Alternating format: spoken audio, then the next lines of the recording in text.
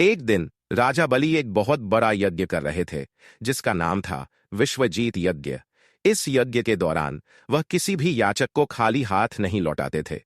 वे सभी को उनकी इच्छानुसार दान देते थे। यह जानकर भगवान वामन उस यज्ञ स्थल पर पहुंचे। उनके हाथ में एक लकड़ी का छात्रा, एक छोटा सा कमंडल था। राजा बलि, हे ब्राह्मण बालक, मुझे देखकर बहुत प्रसन्नता हुई। आप मुझसे क्या चाहते हैं? आप जो भी मांगेंगे मैं आपको दूंगा। भगवान वामन, हे राजा बलि, मैं एक छोटा सा ब्राह्मण हूं और मुझे बहुत अधिक धन दौलत की आवश्यकता नहीं है। मैं बस अपने रहने के लिए 3 पग भूमि चाहता हूं। मैं अपने 3 पगों से जितनी भूमि नाप सकूं उतनी ही मुझे दे दीजिए। राजा बलि हंसते हुए, केवल 3 पग भूमि? आप एक राजा से कुछ और क्यों नहीं मांगते? आप जितना चाहें उतना धन धान्य, महल या हाथी घोड़े मांग सकते हैं। भगवान वामन, हे राजन, मेरे लिए संतोष सबसे बड़ा धन है। मुझे केवल 3 पग भूमि ही चाहिए। राजा बलि के गुरु शुक्राचार्य इस बात को समझ गए कि यह कोई साधारण ब्राह्मण बालक नहीं है। उन्होंने राजा बलि को चेतावनी दी। शुक्राचार्य, हे बलि, यह कोई सामान्य बालक नहीं है। यह साक्षात भगवान विष्णु हैं जो तुम्हें छलने आए हैं। तुम इन्हें 3 पग भूमि देने का वचन मत दो। यदि तुमने ऐसा किया तो तुम्हारा सब कुछ छिन जाएगा।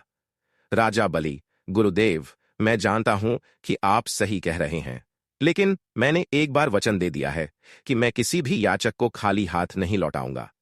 यह मेरी प्रतिज्ञा है और मैं इसे तोड़ नहीं सकता।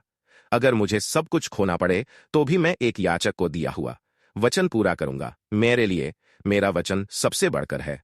यह कहकर राजा बलि ने अपने हाथ में जल लेकर संकल्प किया और वामन को 3 पग भूमि देने का वचन दे दिया। वामन का विराट रूप। जैसे ही राजा बलि ने संकल्प लिया, भगवान वामन ने अपना विराट रूप धारण कर लिया। उनका एक पग इतना विशाल हो गया कि उन्होंने पूरे भूलोक को नाप लिया। उनका दूसरा पग अंतरिक्ष में फैला और उन्होंने स्वर्गलोक को नाप लिया। अब तीसरा पग रखने के लिए कोई स्थान नहीं बचा था। भगवान वामन, हे बलि, मैंने अपने 2 पगों से पृथ्वी और स्वर्ग नाप लिया। अब तीसरा पग कहां रखूं? मैंने तुम्हें 3 पग भूमि देने का वचन दिया था। राजा बलि ने अपनी हार स्वीकार कर ली। वे अपनी प्रतिज्ञा से नहीं डिगे। उन्होंने भगवान वामन के सामने अपना सिर झुकाया। राजा बलि, हे प्रभु, मैं हार चुका हूं। मेरे पास अब कुछ भी नहीं है। आप अपना तीसरा पग मेरे सिर पर रख दीजिए। मेरा सिर ही अब मेरा सब कुछ है। राजा बलि को मिला वरदान। राजा बलि की इस दानशीलता, सत्यनिष्ठा और समर्पण को देखकर भगवान वामन बहुत प्रसन्न हुए। उन्होंने अपना तीसरा पग राजा बलि के सिर पर रखा, जिससे राजा बलि पाताल लोक में चले गए। भगवान विष्णु ने बलि को पाताल लोक का राजा बनाया और उन्हें वरदान दिया।